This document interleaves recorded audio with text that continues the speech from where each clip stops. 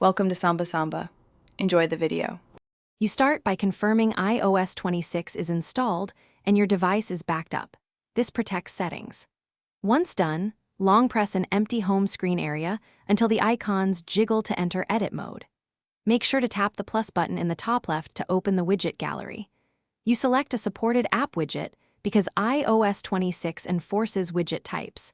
This step is essential to access the new widget options and sizing controls before placement. You now choose the size, small, medium, large, or the new adaptive size, because layout decisions affect glanceability. Then drag the chosen widget into the desired home screen slot. Make use of grid snapping and safe area guides so it aligns correctly. Once placed, tap the widget to open configuration.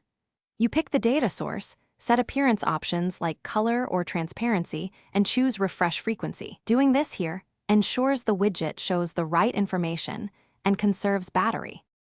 You finish by tapping Done to lock the layout and confirm each widget refreshes with live data. Once completed, consider stacking widgets or enabling Smart Rotate for dynamic content that saves space while giving priority to relevant cards. If a widget doesn't update or shows errors, force quit the host app and re-add the widget. If problems persist, reboot the device.